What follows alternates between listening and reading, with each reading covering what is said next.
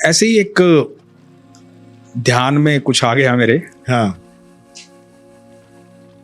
प्रसंग बहुत बड़ा है वो, थोड़ा सा सुनाता हूँ। थोड़ा सा सुनाते हैं क्योंकि टाइम भी क्योंकि पॉडकास्ट का बड़ा हो गया है, बड़ा हो गया, लेकिन अगली बार सुनाएंगे उसको।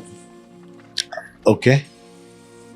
कभी सोचा है पारस भाई, हमने हमेशा ये बात तो की कि भगवान की यात्रा ऐसी रही, भगवान बचपन में यहाँ रहे, बड़े हुए यहाँ रहे, कंस का वध किया, फिर वहां चले गए, फिर वहां चले गए, द्वारकाधीश बन गए, महाभारत की 125 साल का सफर है। तो भगवान करीबन 90 वर्ष के थे। ठाकुर जी आए थे द्वारका से, कुरुक्षेत्र, सब जगह चर्चाएं हो रही थी, द्वारकाधीश आए हैं।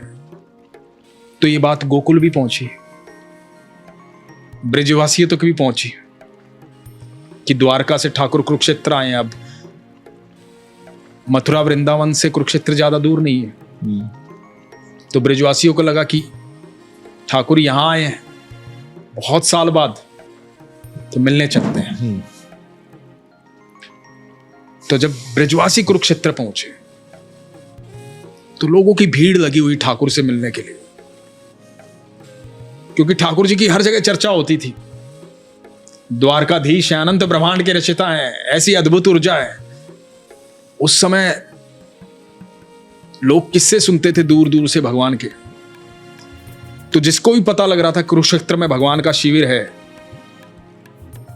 तो भगवान से मिलने आ रहे थे। तो ब्रजवासी भी आए, और वहां ज्यादातर कुरुक्षेत्र में द्वारका के लोग थे जो ठाकुर जी के साथ आए थे। ठाकुर जी की सेना भी तो आई थी वहां। बिल्कुल।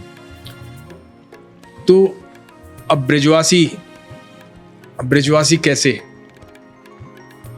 गवाले, पगड़ी बांधे हुए, धोती कुर्ता पहने हुए, हाथ में लाठी लिए हुए, सीधे साधे भोले भाले, जिनके भीतर सिर्फ प्रेम है। द्वारका के लोग कैसे? ठाठ बाट वाले, बिल्कुल खड़े हैं। इन्हीं ब्रजवासियों के बीच में एक बुजुर्ग महिला और एक बुजुर्ग पुरुष, वो दोनों भी आए। उन दोनों ने पूछना शुरू किया, कन्हैया कहां है? तो द्वारका के लोगों ने जवाब दिया, कौन कन्हैया? बोला, अरे लल्ला कहां है, कान्हा कहां है? सुना है कान्हा आया है यहां। तो द्वारका के लोगों ने बोला कि कौन कान्हा, किसकी बात कर रहे हो? बोले, अरे कृष्ण। बोले, तो आप ऐसे कैसे नाम ले रहे हो उनका, कान्हा लल्ला, ये क्या भाषा होती है? द्वारकाधीश श्री कृष्ण चंद्र हैं वो, महाराज कृष्ण हैं वो, सम्मान से नाम लो। अब ये बुजुर्ग महिला और जो पुरुष हैं वो थोड़े से सहम गए। सीधे साधे भोले भाले ब्रजवासी, उन्होंने बोला कि अच्छा, द्वारकाधीश श्री कृष्ण चंद्र महाराज कहाँ है? उन्होंने बोला, ये लाइन लगी है ना जो उन्हीं से मिलने वालों की, आगे जाओ। अब वो आगे गए, धीरे धीरे आगे पहुंचे। अब जो बुजुर्ग महिला है उसको दिखाई नहीं देता है, कम दिखाई देता है, उम्र बढ़ गई है। द्वारपाल के पास पहुंचते हैं, द्वारपाल से जाके कहते हैं कि द्वारकाधीश श्री कृष्ण चंद्र से मिलना है, महाराज से मिलना है। आप उनको बताओ कि हम लोग आए हैं,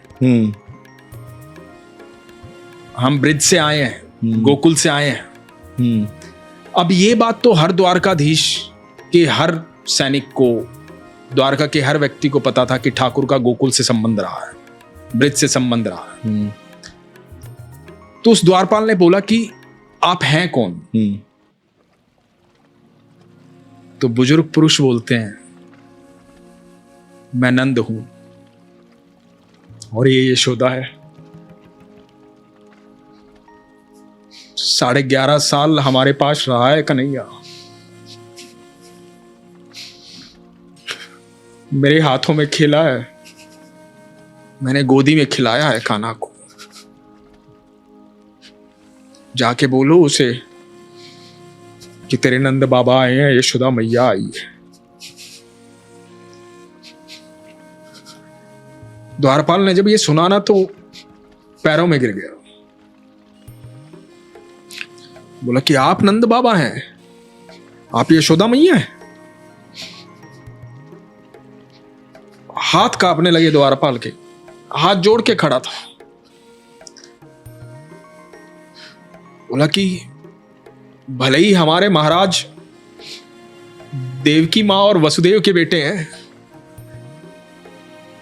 लेकिन जब भी जन्म दिवस आता है ना तो कहा जाता है नंद घर आए नंद भयो, जय कन्हैया लाल की।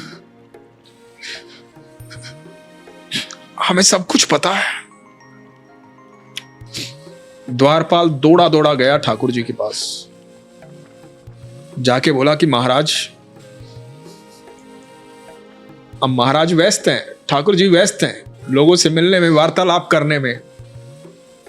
दास दासियां खड़े हुए हैं, सिंहासन पर बैठे हुए हैं, मुस्कुरा रहे हैं, पीतांबरी पहने हुए मोर मुकुटधारी कृष्ण, महाराज श्री कृष्णचंद्र।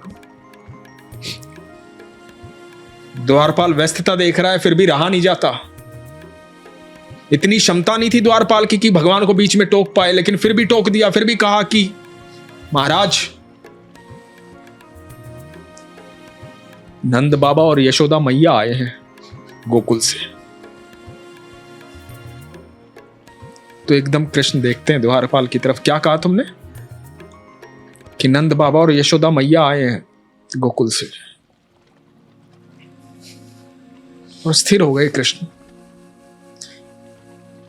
इधर नंद बाबा और यशोदा मैया चलते चलते महल की तरफ बढ़ रहे हैं। चला भी नहीं जा रहा है, बूढ़ी हो गई है यशोदा मैया। सामने देखती है, बड़े सिंहासन पर पीतांबरी पहने हुए मोर मुकुटधारी, अद्भुत तेज, धुंधला धुंधला दिखाई दे रहा है। कृष्ण बैठे हुए हैं, नंद बाबा देख रहे हैं भरी हुई आंखों से, यशोदा मैया देख रही है। भगवान श्री कृष्ण के अंदर इतनी क्षमता नहीं बची है शरीर में कि वो चलकर आए, स्थिर हो गए वो। ये मेरे ख्याल से पूरी जिंदगी में पहला पल होगा जहां अनंत ब्रह्मांड का रचयिता स्थिर हो गया, जहां उसकी क्षमता खत्म हो गई। ये पहला पल ऐसा होगा जहां वो चाहकर भी आंखों से अश्रु नहीं बहा पाया, स्थिर हो गया।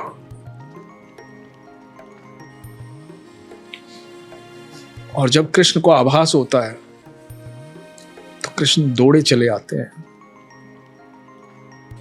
देख रहे हैं यशोदा मैया को, बूढ़ी हो गई है, नंद बाबा को देख रहे हैं, बोल नहीं पा रहे हैं कुछ।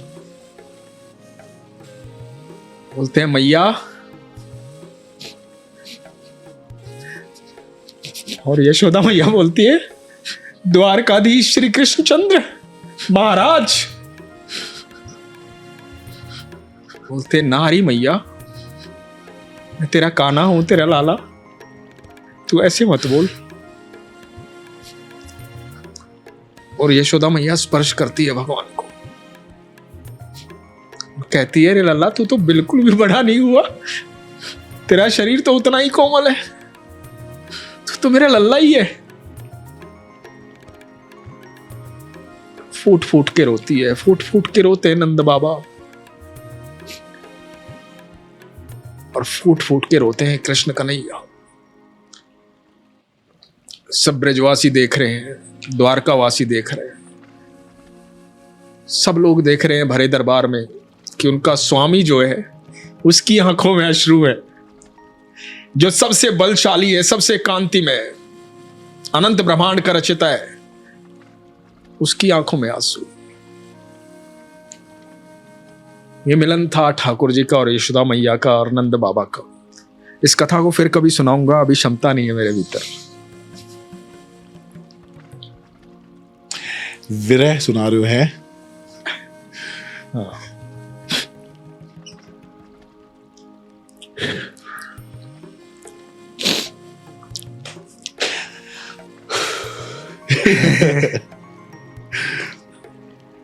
आनंद आ गया भाई।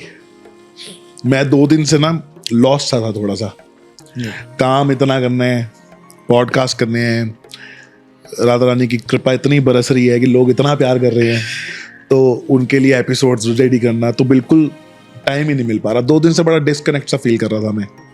थैंक यू भाई, अरे वापस थैंक यू इस ठाकुर भाव जी में का, डालने के लिए मुझको। राधा रानी का थैंक यू, ठाकुर जी का थैंक यू। हम कौन है यार, हम तो अपने प्रभु की चर्चा करते रहते हैं। ये उनका प्यार है कि हमें इतनी क्षमता दी है कि हम उनका जिक्र इतना ज़्यादा कर पाए, वरना इसी धरती पर कितने लोग ऐसे हैं जो उनका नाम भी नहीं बोल पाते। बिल्कुल, आप लोगों को एंडिंग वाली स्टोरी जो दी है वो एक प्लस ऑन था कि हम इस कहानी को नेक्स्ट टाइम में पूरा करेंगे। ठीक है, तो बस इतना ही था हमारा आज का इतना सुंदर वाला पॉडकास्ट। आप सभी को राधा अष्टमी की बहुत बहुत शुभकामनाएं। राधा नाम जाप करो और दिल से भाव से उनको याद करो, और कुछ करने की जरूरत नहीं है। ठीक है भाई, हरे कृष्णा राधे राधे। हरे कृष्णा राधे राधे।